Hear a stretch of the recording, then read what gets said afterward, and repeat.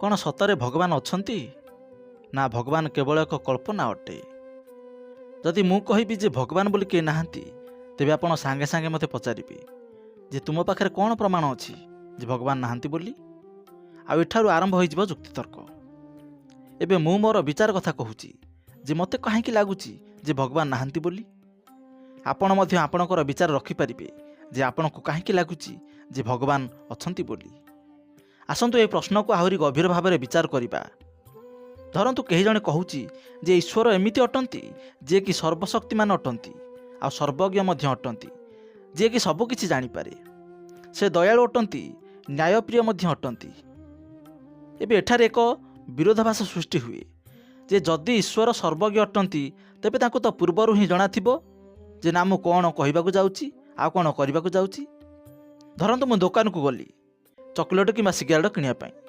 ଯଦି ଈଶ୍ୱର ଆଗରୁ ଜାଣିଥିବେ ଯେ ମୁଁ ଚକୋଲେଟ୍ କିଣିବି ବୋଲି, ତେବେ କ'ଣ ମୁଁ ସିଗାରେଟ୍ କିଣିପାରିବି କି? ନା, କିଣିପାରିବିନି। କାହିଁକିନା ସେତେବେଳେ ଈଶ୍ୱରଙ୍କର ଜ୍ଞାନ ଭୁଲ ହୋଇଯିବ। ତେବେ ଏହାର ଅର୍ଥ ହେଉଛି ଯେ ମୁଁ କ'ଣ କିଣିବି ତାହା ପୂର୍ବରୁ ସ୍ଥିର ହୋଇସାରିଥିଲା। ତେବେ ଏହାର ସମ୍ପୂର୍ଣ୍ଣ ଅର୍ଥ ହେଉଛି ଯେ ମୁଁ ସ୍ୱାଧୀନ ନୁହେଁ। କିନ୍ତୁ ଯଦି ମୁଁ ଦୁଇଟି ଯାକରୁ କିଛି ବି କିଣିପାରୁଛି, ତାହେଲେ ଈଶ୍ୱରଙ୍କୁ ସେ ପର୍ଯ୍ୟନ୍ତ କିଛି ହେଲେ ଜଣାପଡ଼ିବ ନାହିଁ ଯେ ପର୍ଯ୍ୟନ୍ତ ମୁଁ ତାକୁ ନ କିଣିଛି। ତେବେ ଏହା କେମିତି ହେଲା? ଏବେ ଏଥିରେ ଭାଗ୍ୟର କନସେପ୍ଟକୁ ଯୋଡ଼ି ଦିଅନ୍ତୁ। ପ୍ରାୟତଃ ସବୁ ଧର୍ମରେ ଏକଥା କୁହାଯାଏ ଯେ ଈଶ୍ୱର ସମସ୍ତଙ୍କର ଭାଗ୍ୟକୁ ଆଗରୁ ଲେଖିସାରିଛନ୍ତି। କିଏ କେଉଁଠାରେ ଜନ୍ମ ହେବ, କିଏ କ'ଣ କରିବ, କିଏ ସଫଳ ହେବ ଆଉ କିଏ ବର୍ବାଦ ହେବ। ଆଉ ପୁଣି ଈଶ୍ୱର କହିଥାନ୍ତି ଯେ ଯଦି ତୁମେ ଭଲ କର୍ମ କରିବ ତେବେ ତୁମକୁ ସ୍ୱର୍ଗ ମିଳିବ, ଆଉ ଖରାପ କର୍ମ କରିବ ତ ତୁମକୁ ନର୍କ ମିଳିବ। ଏବେ ଏଠାରେ ପ୍ରଶ୍ନ ଉଠୁଛି ଯେ ଯଦି ସବୁକିଛି ପୂର୍ବରୁ ନିର୍ଦ୍ଧାରିତ ହୋଇସାରିଛି, ତାହେଲେ ମନୁଷ୍ୟ ଏଥିପାଇଁ ଦାୟୀ କେମିତି ହୋଇପାରିବ? ଆଉ ଯଦି ମନୁଷ୍ୟ ଏଥିପାଇଁ ଦାୟୀ ନୁହେଁ, ତେବେ ତାକୁ ପୁରସ୍କାର କିମ୍ବା ଦଣ୍ଡ କାହିଁକି ମିଳୁଛି? ଠିକ୍ ଅଛି, ଆମେ ମାନିନେବା ଯେ ଏସବୁ ଈଶ୍ୱର ଆଗରୁ ହିଁ ସ୍ଥିର କରିସାରିଛନ୍ତି ଯେ ରାମ ରାବଣକୁ ମାରିବ। ତେବେ କ'ଣ ରାମ ପାଖରେ ଆଉ କିଛି ବିକଳ୍ପ ନଥିଲା? ଯଦି ଥିଲା, ତେବେ ରାମ କାହିଁକି ହିରୋ ହେଲେ ଆଉ ରାବଣକୁ କାହିଁକି ଭିଲିଆନ୍ କରିଦିଆଗଲା? ଦୁଇ ଜଣ ଯାକ ତ କେବଳ ସ୍କ୍ରିପ୍ଟ ଅନୁସାରେ ହିଁ କାମ କରୁଥିଲେ ନା। ଏବେ ଟିକେ ଭାବନ୍ତୁ, କ'ଣ ଏମିତି ଈଶ୍ୱର କେବେ ନ୍ୟାୟପ୍ରିୟ କହିବା ପାଇଁ ଯୋଗ୍ୟ ଅଟନ୍ତି, ଯିଏକି ପୂର୍ବରୁ ହିଁ ମନୁଷ୍ୟ ଭାଗ୍ୟରେ ଖରାପ କାର୍ଯ୍ୟ ଲେଖିଛନ୍ତି? ଆଉ ଏଇ ଖରାପ କାର୍ଯ୍ୟ ପାଇଁ ତାକୁ ପୁଣି ଦଣ୍ଡ ମିଳିବ? ଯଦି ଈଶ୍ୱରଙ୍କୁ ମୋ ଜନ୍ମ ପୂର୍ବରୁ ହିଁ ଜଣାଥିଲା ଯେ ମୁଁ ବଡ଼ ହୋଇ ପ୍ରଶ୍ନ ପଚାରିବି ବୋଲି, ତର୍କ କରିବି ବୋଲି, ତାଙ୍କ ଅସ୍ତିତ୍ୱ ଉପରେ ପ୍ରଶ୍ନବାଚୀ କରିବି ବୋଲି, ତେବେ କ'ଣ ସେ ମୋତେ କେବଳ ନର୍କକୁ ପଠାଇବା ପାଇଁ ଜନ୍ମ ଦେଇଛନ୍ତି? ଯଦି ହଁ, ତେବେ କେମିତିକା ନ୍ୟାୟ ଅଟେ? ଆଉ ଯଦି ନା, ତେବେ ଦଣ୍ଡ କାହିଁକି? ଏବେ ଆଉ ଗୋଟେ କଥା ଭାବନ୍ତୁ, ଯଦି ଆମେ ମାନିନେବା ଯେ ଈଶ୍ୱର ପୁରାପୁରି ନ୍ୟାୟ କରୁଛନ୍ତି ବୋଲି, ତେବେ ଏ ଦୁନିଆରେ ମଣିଷ ସୃଷ୍ଟି କରିଥିବା ନ୍ୟାୟ ବ୍ୟବସ୍ଥାର ଆବଶ୍ୟକତା କାହିଁକି ପଡ଼ିଲା? କେଉଁ କାଳରୁ ତ ମଣିଷ ଅଦାଲତ ତିଆରି କରିଛି, କାନୁନ ତିଆରି କରିଛି, କିଛି ନିୟମ ତିଆରି କରିଛି। କାହିଁକି ନା ତାକୁ ଈଶ୍ୱରଙ୍କ ନ୍ୟାୟ ଉପରେ ଭରସା ନାହିଁ। ଯଦି ଭରସା ଥାଆନ୍ତା, ତେବେ ଅଦାଲତର କାହିଁକି ଆବଶ୍ୟକତା ପଡ଼ିଲା? ଯଦି ସତରେ କୌଣସି ସର୍ବଶକ୍ତିମାନ, ସର୍ବଜ୍ଞ, ନ୍ୟାୟପ୍ରିୟ ଈଶ୍ୱର ଥାନ୍ତେ, ତେବେ ଦୁନିଆରେ ଏତେ ଅନ୍ୟାୟ ଅତ୍ୟାଚାର ହୋଇନଥାନ୍ତା, ଏତେ ହିଂସା ହେଉନଥାନ୍ତା, ନିରୀହଙ୍କର ଜୀବନ ଯାଉନଥାନ୍ତା। ଏ ପୃଥିବୀରେ ଗଛର ପତ୍ର ମଧ୍ୟ ଭଗବାନଙ୍କ ବିନା ହଲିନଥାନ୍ତା। ତେବେ କ'ଣ ଏହା ସତ ଯେ ଯେଉଁମାନେ ସତ୍ୟବାଦୀ, ସଚୋଟବାଦୀ, ସେମାନଙ୍କ ସହିତ ସବୁବେଳେ ଖରାପ ହୋଇଥାଏ? ପୁଣି କୁହାଯାଏ ଯେ ଭଗବାନ ଭଲ ଲୋକଙ୍କର ପରୀକ୍ଷା ନେଉଛନ୍ତି ବୋଲି। ନା ଏହା ପୂର୍ବଜନ୍ମର ପାପ ବୋଲି? ଏସବୁ କଥା ବହୁତ ଅବୁଝା ଅଟେ।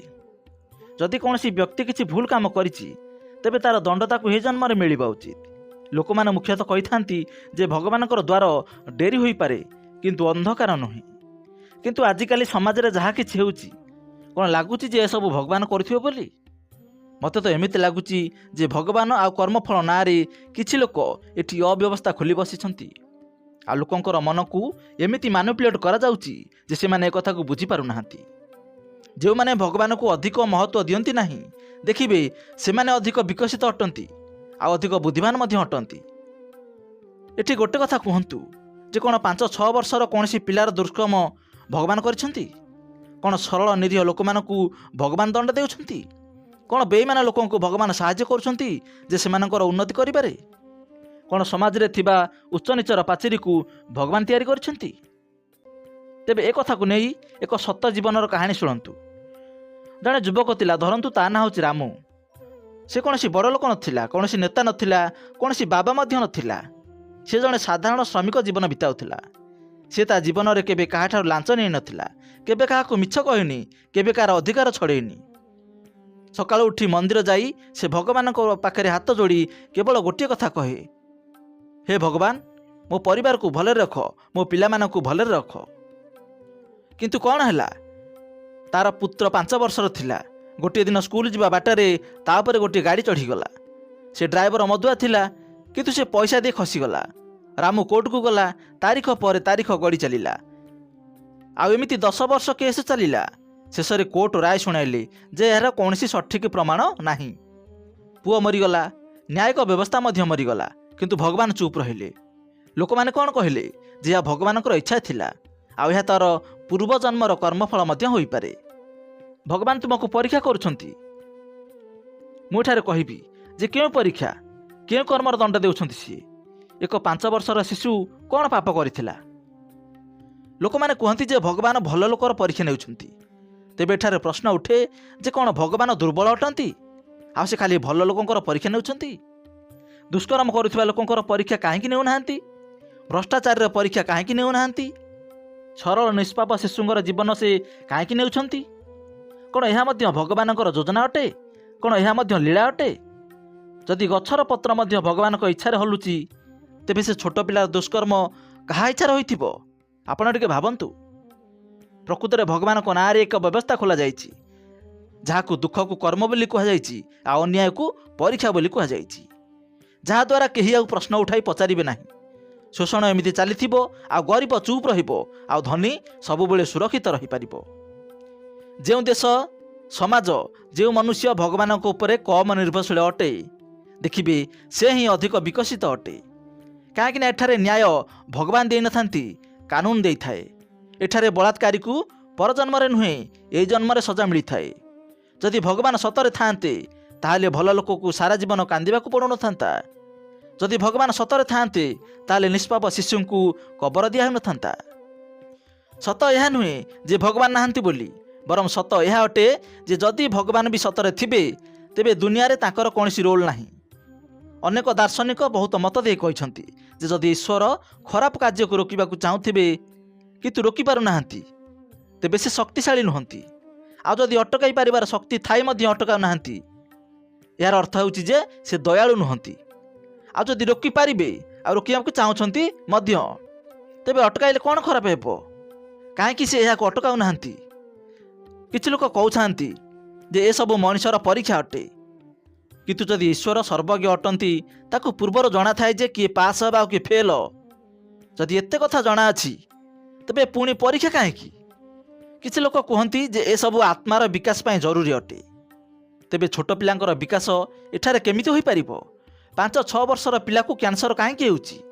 ନବଜାତ ଶିଶୁ ସହିତ ଏତେ ବର୍ବରତା କ'ଣ ପାଇଁ? ଯଦି ଈଶ୍ୱରଙ୍କୁ ଏସବୁ ପୂର୍ବରୁ ଜଣାଅଛି, ଆଉ ତଥାପି ସେ ଏସବୁ ହେବାକୁ ଦେଇଥାଏ, ତେବେ ହୋଇପାରେ ଈଶ୍ୱର ଅତ୍ୟନ୍ତ କ୍ରୂର ଅଟେ, କିମ୍ବା ଈଶ୍ୱର ବୋଲି କେହି ନାହାନ୍ତି।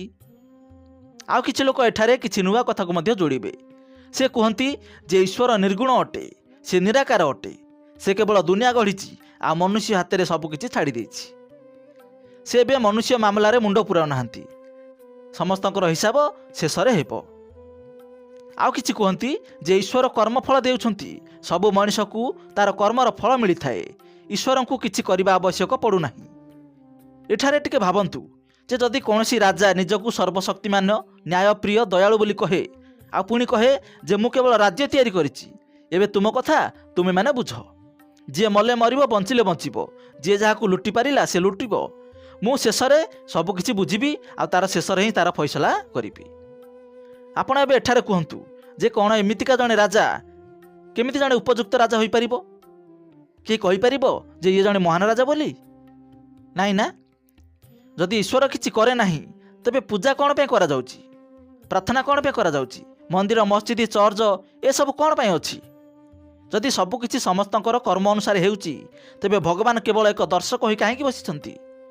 ଏବେ ଏହାକୁ ନେଇ ଆଉ ଗୋଟିଏ ତର୍କ ମଧ୍ୟ ଯୋଡ଼ା ଯାଇପାରିବ। ଈଶ୍ୱରଙ୍କୁ ତର୍କ ଦ୍ୱାରା ନୁହେଁ, ଅନୁଭବ ଦ୍ୱାରା ବୁଝିହେବ। କୁହାଯାଏ ଯେ ମୁନି ଋଷିମାନେ, ସାଧୁସନ୍ଥମାନେ ଈଶ୍ୱରଙ୍କୁ ଅନୁଭବ କରିଛନ୍ତି। କିନ୍ତୁ ଏଠାରେ ପ୍ରଶ୍ନ ଉଠୁଛି ଯେ କ'ଣ ସବୁ ଅନୁଭବ ସତ ହେଉଥାଏ? କ'ଣ ମନୁଷ୍ୟକୁ କେବେ ଭ୍ରମ ହୁଏ ନାହିଁ? କ'ଣ କାହାକୁ ସ୍ୱପ୍ନ ଆସିଥାଏ ତ ତାହା ସତ ହୋଇଯାଏ? ଯଦି କେହି କହେ ଯେ ସେ ଧ୍ୟାନରେ ଭଗବାନଙ୍କୁ ଦର୍ଶନ କରିଛି, ତେବେ ଅନ୍ୟ ମଧ୍ୟ କିଏ କହିପାରିବ ଯେ ସେ ଧ୍ୟାନରେ ଗୋଟେ ଏଲିୟନକୁ ଦେଖିଥିଲା? ଏବେ ଆପଣ କୁହନ୍ତୁ, ଏଥିମଧ୍ୟରୁ କାହାର ଅନୁଭବ ସଠିକ୍ ଆଉ କାହାର ଭୁଲ? ଏ କଥାକୁ ତ କେହି ହେଲେ ଯାଞ୍ଚ କରିପାରିବ ନାହିଁ ନା। କେବଳ ଅନୁଭବ କରିଦେଲେ ସବୁ ପ୍ରମାଣ ମିଳିଯାଏ ନାହିଁ। ତାହା କେବଳ ବ୍ୟକ୍ତିର ମାନସିକ ଅବସ୍ଥା ହୋଇଥାଏ। ଆମ ଗାଁରେ ଜଣେ କହିଲା ଯେ ଜାଣିଛୁ, ଆମ ଘରେ ଗୋଟେ ହାଡ଼ବାଇ ଅଛି, ଯାହାକୁ ଗୋଟେ ଭୂତ ବୋଲି କୁହନ୍ତି। ତ ମୁଁ କହିଲି, ତ ଚାଲିଲୁ ଦେଖିବା କେମିତିକା ହାଡ଼ବାଇ। ସେ କହିଲା, ନାଇଁ ନାଇଁ, ତାକୁ ଦେଖି ହେବନି। ପୁଣି ମୁଁ ପଚାରିଲି, ଆଚ୍ଛା ତୁ ତାହେଲେ କେମିତି ଦେଖିଲୁ? ସେ କହିଲା, ନାଇଁ ମୁଁ ଦେଖିନି, ଆଉ ମୋର ଜେଜେମା କହୁଥିଲା ଆମ ଘରେ ଗୋଟେ ହାଡ଼ବାଇଟେ ଅଛି ବୋଲି। ମୁଁ କହିଲି, ଆଚ୍ଛା ଠିକ୍ ଅଛି, ସେଠାରେ ଅଛି ବୋଲି କ'ଣ ପ୍ରମାଣ ଅଛି? କ'ଣ ତାର ପାଦ ଚିହ୍ନ ଅଛି ନା ତାର କୌଣସି ଶବ୍ଦ ଅଛି? ସେ କହିଲା, ନାଇଁ ନାଇଁ, ସେସବୁ ତ କିଛି ନାହିଁ। ତେବେ ଏଠାରେ କୁହନ୍ତୁ ଯେ ଏ କଥାକୁ ମୁଁ କେମିତି ବିଶ୍ୱାସ କରିବି ଯେ ତାଙ୍କ ଘରେ ଗୋଟେ ହାଡ଼ବାଇ ଅଛି ବୋଲି? ଏଥିରେ ଥିବାର ଆଉ ନଥିବାର କୌଣସି ଫରକ ରହିଲା କି? ଯାହାକୁ ଦେଖି ହୁଏ ନାହିଁ, ଛୁଇଁ ହୁଏ ନାହିଁ, ମାପି ହୁଏ ନାହିଁ, ଆଉ ଅନୁଭବ କରି ହୁଏ ନାହିଁ, ତାର ଅସ୍ତିତ୍ୱକୁ କିପରି ପ୍ରମାଣିତ କରିବା? ପ୍ରକୃତରେ ସେ ହାଡ଼ବାଇ ସେ ଘରେ ନୁହେଁ, ସେ ଲୋକର ମନରେ ଅଛି। କ'ଣ ବୁଝିପାରୁଛନ୍ତି ତ? ଆଉ ବିଲକୁଲ ଏହି ଅବସ୍ଥା ଭଗବାନଙ୍କ ଅବଧାରଣାକୁ ନେଇ ମଧ୍ୟ ଅଛି। ପ୍ରତ୍ୟେକ ପ୍ରଶ୍ନରେ ତାର ପରିଭାଷା ବଦଳି ଯାଇଥାଏ। ସବୁଥିରୁ ତାକୁ ବାହାର କରିଦିଆଯାଏ, ଯାହାଦ୍ୱାରା ତାକୁ ଆଉ କେହି ଦୋଷ ଦେଇପାରିବେନି। ଆଉ କିଛି ଲୋକ କୁହନ୍ତି, ଆଚ୍ଛା ଏସବୁ ଛାଡ଼, ତୁମେ କୁହ ଏ ଦୁନିଆ କେମିତି ଚାଲିଛି? ସୂର୍ଯ୍ୟ କାହିଁକି ଉଦୟ ହେଉଛି? ପୃଥିବୀ କାହିଁକି ଘୁରୁଛି? ଏତେ ସୁନ୍ଦର ବ୍ୟବସ୍ଥା କ'ଣ ଆପେ ଆପେ ହୋଇଗଲା? କିନ୍ତୁ ସତ କ'ଣ ଆପଣମାନେ ସମସ୍ତେ ଭଲରେ ଜାଣନ୍ତି। ଆଉ ଆପଣ ଏହା ମଧ୍ୟ ଜାଣନ୍ତି ଯେ ସୂର୍ଯ୍ୟ କେମିତି ଉଦୟ ହେଉଛି, ପୃଥିବୀ କେମିତି ଘୁରୁଛି ଆଉ କେଉଁଠାରେ ଘୁରୁଛି, ପାଣିପାଗ କେମିତି ବଦଳୁଛି, ଜୀବନ କେମିତି ବିକଶିତ ହେଉଛି। ଏସବୁ ପଛରେ ପ୍ରାକୃତିକ ନିୟମ ଅଛି, ଯେଉଁଥିରେ କୌଣସି ଭଗବାନଙ୍କର ଆବଶ୍ୟକତା ପଡ଼ିନଥାଏ। ଆଉ ସବୁଠାରୁ ବଡ଼ କଥା, ଯେଉଁ ପ୍ରକାର ଏ ଦୁନିଆ ଚାଲିଛି ତାହା ହିଁ ସବୁଠାରୁ ବଡ଼ ପ୍ରମାଣ ଅଟେ ଯେ କୌଣସି ସର୍ବଶକ୍ତିମାନ, ଦୟାଳୁ, ନ୍ୟାୟପ୍ରିୟ ତଥା ନିୟନ୍ତ୍ରକ ଏଠାରେ କେହି ହେଲେ ନାହାନ୍ତି। କାହିଁକି ନା ଯଦି ଥାଆନ୍ତା ତେବେ ବ୍ୟବସ୍ଥା ଏମିତି ହୋଇନଥାନ୍ତା। ଯଦି ସବୁ ଘଟଣା ପାଇଁ ଭଗବାନ ହିଁ ଦାୟୀ, ତାହେଲେ ମଣିଷର କୌଣସି ଦାୟିତ୍ୱ ରହିବ ହିଁ ନାହିଁ। ଯଦି ମନୁଷ୍ୟ ଦାୟୀ, ତାହେଲେ ଭଗବାନଙ୍କର ନିୟନ୍ତ୍ରଣ ମଧ୍ୟ ରହିବ ନାହିଁ। ଏବେ ପୁଣି ପ୍ରଶ୍ନ ସେଠାକୁ ଫେରି ଆସୁଛି, ଯେଉଁମାନେ କୁହନ୍ତି ଯେ ଈଶ୍ୱର ସର୍ବଶକ୍ତିମାନ ଅଟନ୍ତି ବୋଲି, ସର୍ବଜ୍ଞ ଅଟନ୍ତି ବୋଲି, କରୁଣାମୟ ବୋଲି, ନ୍ୟାୟପ୍ରିୟ ବୋଲି, ସେମାନଙ୍କୁ ଏତେ ସବୁ କଥା କେମିତି ଜଣାପଡ଼ିଲା? କେଉଁ ପ୍ରତ୍ୟକ୍ଷ ପ୍ରମାଣରୁ ସେମାନେ ଜାଣିଲେ? କ'ଣ କେହି ବସି ଭଗବାନଙ୍କର ଇଣ୍ଟରଭ୍ୟୁ ନେଇଥିଲା? କ'ଣ ସେ ନିଜେ ଆସି ଏ କଥା କହିଛନ୍ତି ଯେ ମୁଁ ଏମିତି ଅଟେ ସେମିତି ଅଟେ? କିନ୍ତୁ ଯେତେବେଳେ ଏସବୁ ପ୍ରଶ୍ନ ପଚାରାଯାଏ, ଜବାବ ମିଳେ, ବାସ୍ ଏମିତି ହିଁ ମାନି ନିଅ, ବିଶ୍ୱାସ ରଖ, ଶ୍ରଦ୍ଧା ରଖ। କିନ୍ତୁ ଭାବନ୍ତୁ, ଯଦି ବିଶ୍ୱାସ କଲେ ସବୁ ସତ ହୋଇଯାଆନ୍ତା, ତେବେ ସବୁ ଧର୍ମ ତ ସତ ହୋଇଯାଆନ୍ତା, ସବୁ ଭଗବାନ ଅସଲ ହୋଇଯାଆନ୍ତେ, ଆଉ ସମସ୍ତେ ସମସ୍ତଙ୍କୁ ବିରୋଧ କରନ୍ତେ ନାହିଁ। ବିଶ୍ୱାସ କେବେ ହେଲେ ସତ ହୋଇନଥାଏ। ବିଶ୍ୱାସ କେବଳ ଭ୍ରମକୁ ମଜବୁତ କରିଥାଏ। ଏବେ ଶେଷ ପ୍ରଶ୍ନ ରହିଲା, ଯଦି ଭଗବାନଙ୍କର କୌଣସି ନିଶ୍ଚିତ ପ୍ରମାଣ ନାହିଁ, ଏତେ ବିରୋଧାଭାସ ଅଛି, ଏତେ ନିନ୍ଦନୀୟ ଅଟନ୍ତି, ତେବେ ମନୁଷ୍ୟ ଭଗବାନଙ୍କ ଉପରେ ଏତେ ଭରସା କାହିଁକି କରୁଛି? ଏହାର ଉତ୍ତର ବହୁତ ସହଜ ଅଟେ। ତାହା ହେଉଛି ଯେ ଡର ଆଉ ସାହାରା। ଯେତେବେଳେ ମନୁଷ୍ୟ ଦୁର୍ବଳ ହୋଇପଡ଼େ, ଯେତେବେଳେ ତାକୁ ଲାଗିଥାଏ ଯେ ତା ହାତରେ କିଛି ନାହିଁ, ତାଙ୍କର ଯେତେବେଳେ କୌଣସି ରୋଗ ହୁଏ, ଦରିଦ୍ରତା ଆସିଥାଏ, ମୃତ୍ୟୁ ପାଖେଇ ଆସେ, ସେତେବେଳେ ଆମ ମନ ଏକ ସାହାରା ଖୋଜିଥାଏ। ଯେ କେହି ଏମିତି ମିଳିଯାଆନ୍ତା କି ଯେ ସବୁକିଛି ଠିକ୍ କରିଦିଅନ୍ତା, କି ଏମିତି କହନ୍ତା କି ତୁ ବ୍ୟସ୍ତ ହନି, ମୁଁ ଅଛି। ଆଉ ଏଠାରୁ ଭଗବାନ ଉତ୍ପତ୍ତି ହୋଇଥାନ୍ତି। ପ୍ରକୃତରେ ଭଗବାନ ନୁହନ୍ତି, ଭଗବାନଙ୍କର ଏକ ଆଇଡ଼ିଆ ଉତ୍ପନ୍ନ ହୁଏ। ପରେ ପରେ ଏ ଆଇଡ଼ିଆ ଧୀରେ ଧୀରେ ଏକ ସିଷ୍ଟମରେ ପରିଣତ ହୋଇଯାଏ। ଯେ ଏମିତି କେହି ମୋର ଥାଆନ୍ତା କି, ଏମିତି କେହି ମୋ ପାଖରେ ରୁହନ୍ତା କି, ଯେ ମୁଁ ପ୍ରାର୍ଥନା କରୁ କରୁ, ମୁଣ୍ଡିଆ ମାରୁ ମାରୁ, ଯାହା କିଛି କହୁ କହୁ ମୋର ସବୁ ଭଲ କରିଦିଅନ୍ତା, ମୋର ଧନ ସମ୍ପତ୍ତି ଦେଇଦିଅନ୍ତା। ତେଣୁ ଏହି ଭାବନାକୁ ନେଇକି ଏକ ସିଷ୍ଟମ, ଆଉ ସିଷ୍ଟମରୁ ଏକ ଧର୍ମର ଉତ୍ପତ୍ତି ହୋଇଯାଏ। ସେହି ଧର୍ମ ପାଇଁ କିଛି ନିର୍ଦ୍ଦିଷ୍ଟ ନୀତି ନିୟମ ମଧ୍ୟ ତିଆରି କରାଯିବ। ସେ ଧର୍ମକୁ ଚଳିବା ପାଇଁ କିଛି ଗୁରୁ, ବାବା, ପାଦ୍ରୀ ଆଦି ମଧ୍ୟ ସୃଷ୍ଟି ହେବେ। ଆଉ ପରେ ଡରକୁ ଧୀରେ ଧୀରେ ବିଜନେସରେ ପରିଣତ କରିଦିଆଯିବ। ଆଉ ସେମାନଙ୍କୁ ଏମିତି ଡରାଯିବ, ଯେମିତି ଏହା କର, ନହେଲେ ତୁମେ ନରକକୁ ଯିବ, ଆଉ ଯଦି ମାନିବ ସ୍ୱର୍ଗକୁ ଯିବ, ନ ମାନିଲେ ବିପଦ ଆସିବ, ରୋଗ ମାଡ଼ି ବସିବ, ଦାରିଦ୍ରତା ଆସିଯିବ। ଆଉ ସବୁଠାରୁ ଭୟଙ୍କର କଥା ହେଉଛି ଯେ ମନୁଷ୍ୟକୁ ତାର ଦାୟିତ୍ୱରୁ ତାକୁ ମୁକ୍ତି କରି ଦିଆଯାଏ।